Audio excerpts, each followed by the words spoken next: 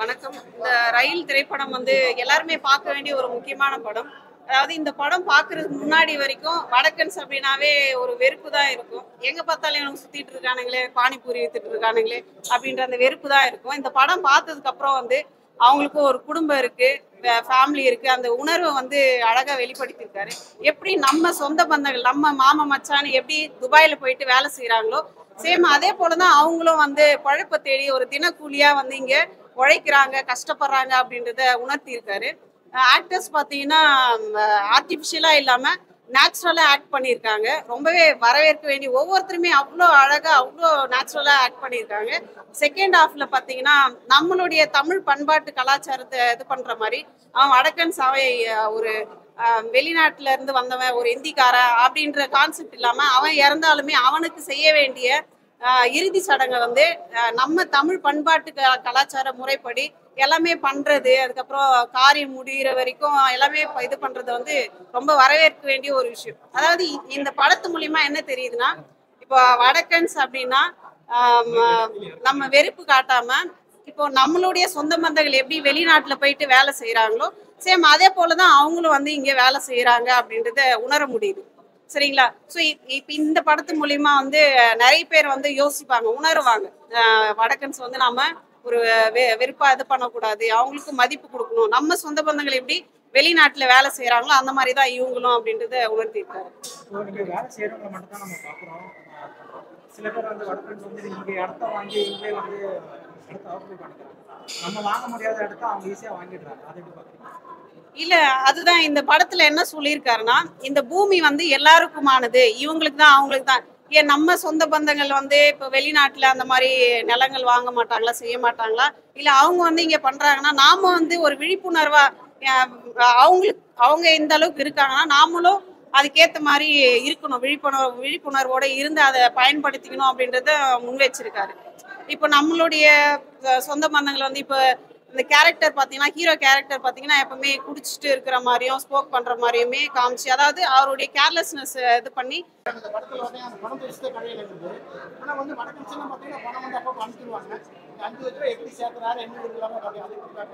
அப்படி இல்ல. நம்ம பெரிய பெரிய கார்ப்பரேட் கம்பெனிஸ் நம்மள சுரண்டிட்டு போறாங்க. அவங்க நாட்டோடைய இதெல்லாம் பண்ணாம இங்க தண்ணீர் வளத்தெல்லாம் அழிச்சு இங்க தொழிற்சாலைகள் கட்டுறாங்க. அது யாரும் கேட்கறது கிடையாது. சரிங்களா? ஒரு தொழிற்சாலைன்னா எவ்வளவு நமக்கு போகுது. அவங்க நாட்டெல்லாம் விட்டு எதுக்கு நம்ம இதுக்கு வராங்க? அதுக்கு பெரிய பெரிய கார்ப்பரேட்லாம் ஹெல்ப் பண்றாங்க. அதை கேட்காம நம்ம கூட சக மனிதன் இன்னொரு மாநிலத்துல இருந்து வந்திருக்காரு, அவரை எதுக்காக நம்ம ஒரு வெறுத்து ஒதுக்கணும்? ஒரு வெறுப்புணர்ச்சி இருக்கக்கூடாது. வந்தேரி அந்த மாதிரிலாம் கிண்டல் பண்றாங்களா, வடக்கையா அவனை குத்தணும் கித்தணும், அந்த மாதிரி ஃபீலிங் இருக்கக்கூடாதுன்றத அதை நமக்கு மனசுல பதிகிற மாதிரி சொல்லியிருக்காங்க. மெயினா இப்போ நேத்து கூட பாத்தீங்கன்னா கள்ளச்சாராயம் குடிச்சா அத்தனை பேர் செத்துருக்காங்க. இப்போ இதுக்கு கூட தீர்வா எதை சொல்றாங்கன்னா, இதுக்கு பதிலா கல்லு வச்சிருக்கலாம், விலை கம்மி பண்ணிருக்கலாம். நான் என்ன சொல்றேன்னா, அந்த வடக்கன் ஒரு சீன் கூட அவர் சரக்கே அடிக்கல. ஏன் அதை மனசு தானே காரணம். அந்த ஹீரோ மனசு மாறுறாரு, கடைசியில அந்த சரக்கெல்லாம் விடுறாரு. அது ஏன் ஒவ்வொரு ஆணும் பண்ணக்கூடாது? அதுலயே அந்த லேடி குடிக்கிற மாதிரி காட்டல. லேடி அவங்களும் தான் கஷ்டப்படுறாங்க. அவங்க ஒய்ஃப் ஃபுல் சீனுமே குடிக்கல. அதே அந்த ஒரு வசனம் வருது பாத்தீங்கன்னா, அவரு நல்லவர் தான், ஆனா அவரோட ஃப்ரெண்டோட சேர்ந்தாருன்னா 2 பேரும் ஒண்ணு சேர்ந்தாங்கன்னா அவ்வளவுதான். அப்போ 2 பேரும் ஒன்னா சேர்ந்தா உடனே சரக்கடிக்க தான் போனா, வா மச்சி சரக்கடிக்கலாம். அந்த ஒரு கான்செப்ட் ஃப்ரெண்ட்ஷிப்பை நல்ல விதமா யூஸ் பண்ணணும். சரக்குன்னு லைஃபை போக்கிக்க கூடாது. ஏன்னா இன்னைக்கு தமிழ்நாடே பாத்தீங்கன்னா சரக்குனா அது ஒரு டீ மாதிரி ஆயிடுச்சு. டீ காஃபி மாதிரி, ஜூஸ் வா மச்சான் டீ சாப்பிடலான்னு சொல்லலாம், வா மச்சான் சரக்கு அடிக்கலன்னா அது ஒரு இது மாதிரி ஆகுது இல்லையா? இப்ப எல்லா படத்துலயும் ஹீரோ பாத்தீங்கன்னா அப்படியே சரக்கு அடிப்பாரு. இப்ப கூட ஒரு நாடகம் பார்த்தேன், அதுல ஒய்ஃபை ஊத்தி கொடுக்குது, சிறகடிக்க ஆசையனமோ ஒய்ஃபை இந்தாங்க நீங்க வெளியே போய் குடிக்காதீங்க. ஸோ அந்த அளவுக்கு ஒரு இயல்பா கொண்டு போற ஒரு இதுல எதிர்த்து ஒருத்தர் குரல் கொடுத்துருக்காருன்னா அதுக்கு நம்ம ஆதரவு பண்ணணும். அந்த அப்படி இல்ல நீங்க சாராய கடையில நேத்துக்கு சாவு பாருங்க, ஒரு வடக்கன் கூட இறக்கல.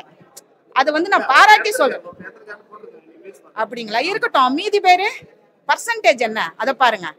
பர்சன்டேஜ் யார் அதிகமா சாவறான், தமிழனா வேறு மாநிலத்துக்காரனா? இது அந்த பகை இருக்கக்கூடாது, அன்பே இருக்கணும். அன்பே சிவம் அன்பே பிரதானம்னு சொல்லுவாங்க சரிங்களா. பைபிள்ல வந்து அன்பே பிரதானம்னு போட்டிருக்கோம். இந்துஸ்ல வந்து அன்பே சிவம்னு சொல்லுவாங்க.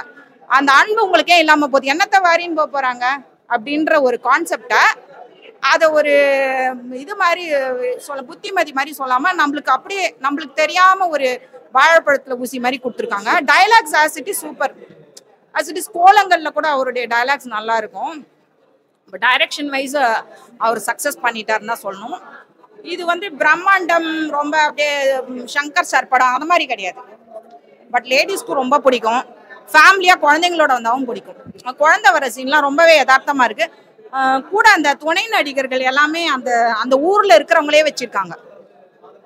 குறைன்னு எதுவுமே சொல்ல முடியாது. இந்த லைவ் ரெக்கார்டிங்னு கேள்விப்பட்டேன், உண்மையா தெரியல. அந்த ஒரு சில இது லைவ் ரெக்கார்டிங்ல தப்பு வரும்ல, அது மட்டும் ரீஷூட் பண்ணாம இருக்காங்க. 2 இடத்துல மட்டும் அந்த லைவ் ரெக்கார்டிங் பிசிறி தட்டிச்சு. மற்றபடி ஆஸ் அ ஹோல் வந்து உங்களுக்கு நல்லா இருக்கு. இப்போ நீங்க மோனாலிசா பெயிண்டிங் கூட அப்படியே கிட்ட போய் ஊத்து பாத்தீங்கன்னா ஒரு மாதிரி மூக்குல ஏதோ புண்ணு இருக்கிற மாதிரி தெரியும், குறைகள் இருக்கும். But overall as a film நம்ம சாட்டர்டே சண்டேஸ் கொஞ்சம் நிம்மதியா படம் பார்க்கலான்னு வந்தோன்னா ஒரு பெரிய பெரிய அருவா எடுத்துட்டு வந்து அப்படியே ஒரு கம்பல்சரியா ஒரு சாங் வச்சு அப்படி இல்லை. 3 சாங்ஸுமே நல்ல இருக்கு. அவர் அந்த கிராமத்து பாடகர் பாடுறாருல அந்த சாங் சூப்பர். அவரோட பேர் ஞாபகம் வரல. அந்த கிராமத்து சிங்கரு வீர இல்ல கிராமத்து சிங்கர் ஒருத்தர் ஜென்ஸ், அவரது நல்லா இருக்கு குரல். அண்ட் நம்ம தேவா சார் குரல் வாய்ஸ் வந்து அந்த பாட்டு எல்லாமே சூப்பரா இருக்கு. ஹிந்தியில் அவங்க பேசும்போது தமிழில் போடுறாங்க. அந்த தேனி வட்டார வழக்கு பாட்டுக்கு தமிழில் கொஞ்சம் சப்டைட்டில்ஸ் போட்டுக்கலாம். அந்த வட்டார வழக்கு நமக்கு தெரியும். நான் மெட்ராஸ்லேயே பிறந்து வந்தேன், எனக்கு அந்த வேர்ட்ஸ் ஒன்றுமே புரியல. விஷுவலி புரியுது. ஹீரோயின் செம சரிதா மாதிரி கலக்குவாங்க அவங்க, சான்ஸே இல்லை. இல்லை அவங்களுக்கு செகண்ட் படம் பாரதி ராஜா சார் தான் பேர் வச்சாருன்னு கேள்விப்பட்டேன். அவங்க வந்து இவங்க ராதா பொண்ணுக்கு தங்கச்சியா வருவாங்க ஒரு படத்துல. தெற்கத்தி கல்லனா தெற்கத்தி பொண்ணா இல்லை ஒரு படம் வந்து வாடி அது மாதிரி வரும், கொடி வீரன் அதுல நடிச்சிருக்காங்க. பட் இதுலதான் அவங்களுக்கு மெயினா இருக்கு. அவங்களுக்கு மேக்கப்பே இல்லாம நல்லா இருக்காங்க. கிளைமேக்ஸ் கரெக்டா இருக்கு. எப்படி நம்ம தமிழன் எப்படி மாறணும் திருந்தணும், நாங்கெல்லாம் தமிழருங்க, நாங்க தான் இங்க மண்ணின் மைந்தர்கள் அப்படி சொல்றோம். பட் அதுக்கு எந்த அளவுக்கு யோக்கியமா நடந்துக்கிறோம். முருகரோட படத்தை போட்டிருக்காரு ஒரு ஹீரோ. முருகர் எந்த புராணத்துல சரக்கடிச்சாரு இல்ல இல்லையா? நம்ம அந்த மாதிரி எந்த ஒரு புராண கதையுமே இல்லை. அவர் பாத்தீங்கன்னா படம் ஃபுல்லா தண்ணி அடிக்கிறாரு. அப்போ தமிழன் தண்ணி அடிக்காத, நாம் தமிழர்னு சொல்றியா, தண்ணி அடிக்காது. அது வந்து ஒரு அன்பா சொல்லியிருக்காரு. ஃபேமிலியோட பார்க்கலாம். மெயினா இந்த சாராயத்துக்கு ஒரு செருப்பால அடிச்ச மாதிரி, சாராயம் குடிக்கிறவன் வந்து பார்த்தானா அவன் மனசு நெக்ஸ்ட் அவன் பாருக்கு போகும்போதோ இல்லைன்னா ஃப்ரெண்டு வா மச்சின்னு கூப்பிடும்போது கண்டிப்பா இந்த படத்தோட சீன்லாம் வந்து போகும். செகண்ட் ஹாஃப் நல்லா இருக்கு, ஃபர்ஸ்ட் ஹாஃப் கொஞ்சம் ஸ்லோவா போகுது. மற்றபடி ஒன்றும் இல்லை. வடக்கனா வரவங்கள நார்மலா பாருங்க. ஐ மீன் வெளிநாட்டுல இருந்து வரவங்கள நார்மலா பாருங்க, புதுசா பார்க்காதீங்க அப்படின்னு சொல்லுவாங்க. புரியல. யூஸ்வலா இருக்கு. பழைய படங்கள்ல வர அதே மாதிரி கிராமத்து செட்டப் அதெல்லாம் ஓகே தான், நார்மலா தான்.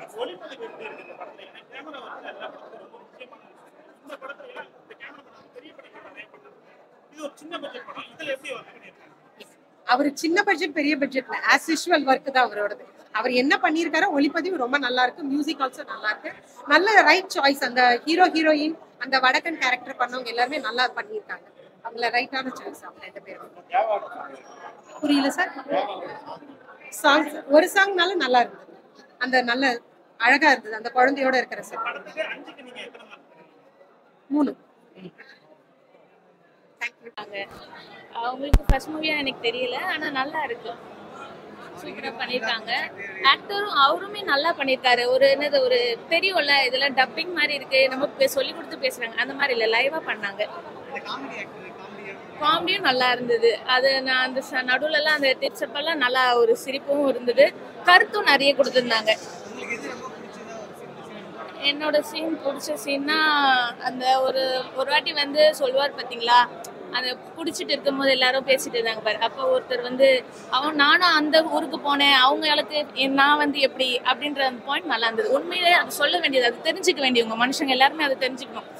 நம்மளும் வந்து இந்த உலகத்துக்கு வந்து பழைக்க தான் வந்திருக்கோன்றது நம்மளும் தெரிஞ்சுக்க வேண்டிய விஷயம்.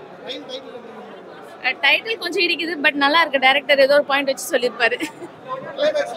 நல்லா பிடிச்சது. போதும் போதும். தேங்க்யூ. நல்லா இருக்குங்க படம். ரயில் நல்லா இருக்கு.